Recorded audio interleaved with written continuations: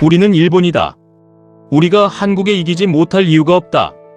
현재 글로벌 방산 시장의 판도가 요동치고 있습니다.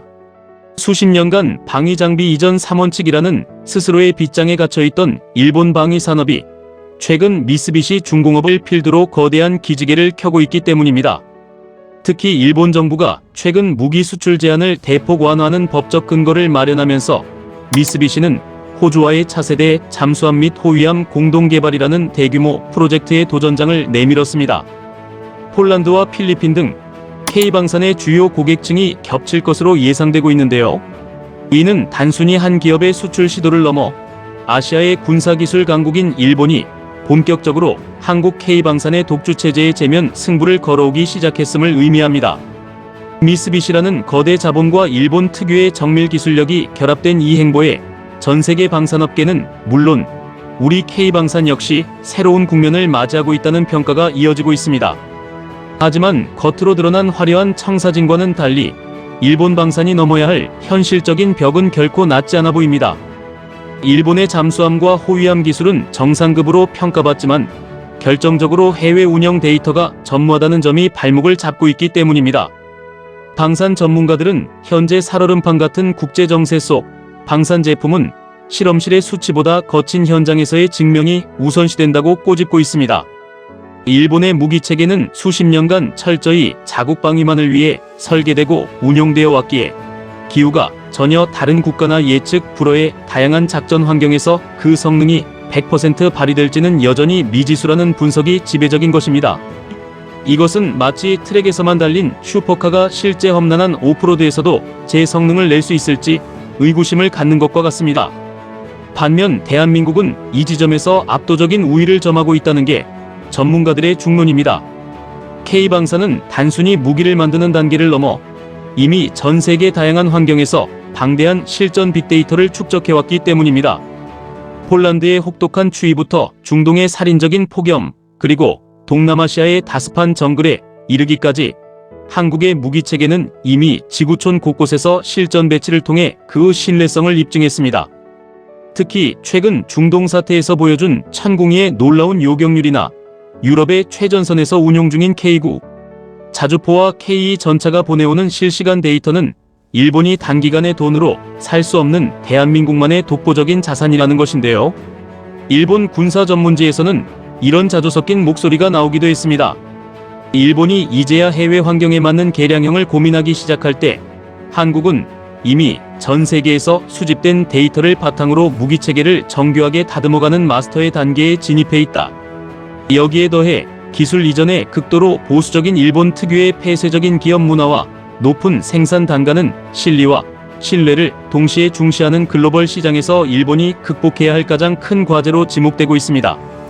결국 일본 방산이 마주한 벽은 기술의 높이가 아니라 지난 30년간 한국이 거친 현장에서 직접 몸으로 부딪히며 쌓아온 경험의 깊이인 것입니다. 또한 몇몇 전문가들은 일본이 절대로 아시아의 방산 패권국 한국을 넘을 수 없는 이유로 다음의 이유를 지적합니다. 바로 대한민국은 이미 추격자의 단계를 넘어 시장의 게임 체인저로서 확고한 입지를 굳히고 있다는 겁니다. K방산이 폴란드와 중동, 그리고 호주에서 보여준 압도적 위상은 단순히 가격이 저렴해서가 아닙니다.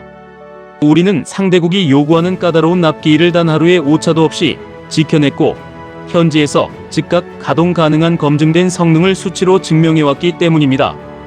특히 최근 한화오션이 호주 조선업체인 오스탈과의 협력을 강화하고 캐나다 및 잠수함 사업에서 전략적 파트너십을 확장해 나가는 모습은 일본이 이제야 시작하려는 글로벌 협력 모델을 우리는 이미 완성 단계에 올려놓았음을 시사합니다.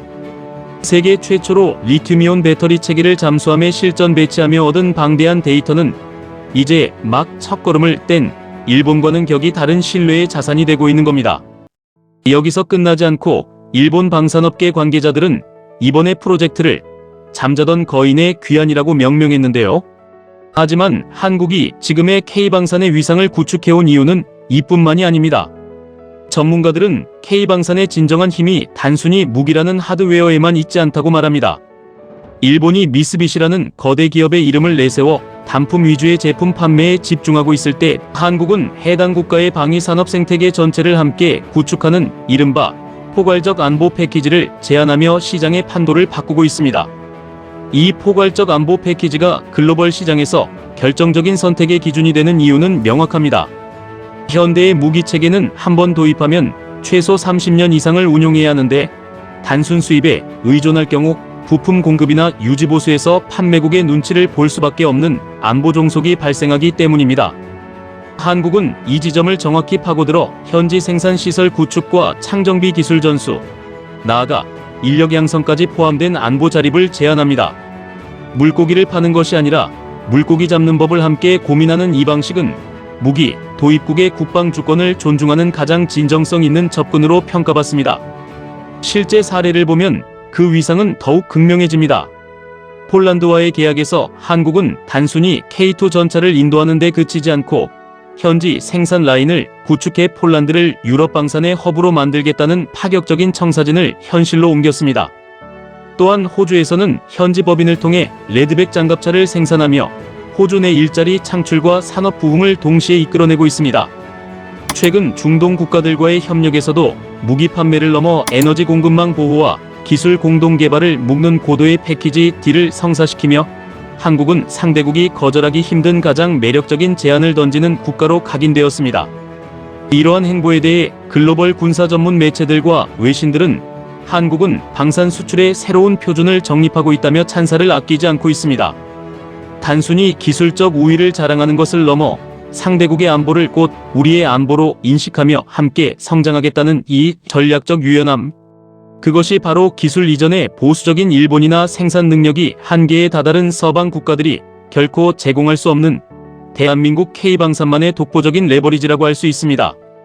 물론 일본이 보유한 막대한 자본력과 정밀 기술의 저력은 앞으로도 우리에게 결코 작지 않은 위협이자 도전이 될 것입니다. 하지만 우리가 이 치열한 경쟁 속에서도 결코 잊지 말아야 할, 그리고 세계가 경탄하는 단 하나의 사실이 있습니다.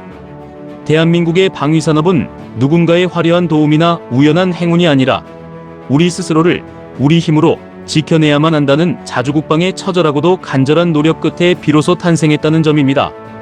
소총 한자로 제대로 만들지 못해 자국 군대의 보급조차 버거웠던 척박한 시절을 지나 이제는 전 세계 안보의 공백을 메우는 핵심 공급국이자 신뢰받는 파트너로 우뚝 선 대한민국. 이 기적같은 변화의 이면에는 지난 수십 년간 거친 현장에서 밤을 지새우며 일의 오차와 싸워온 우리 기술진의 땀방울, 그리고 전 세계 그 어떤 국가도 단기간의 자본 투입으로는 결코 확보할 수 없는 30년 이상의 소중한 실전 데이터가 층층이 쌓여 있습니다.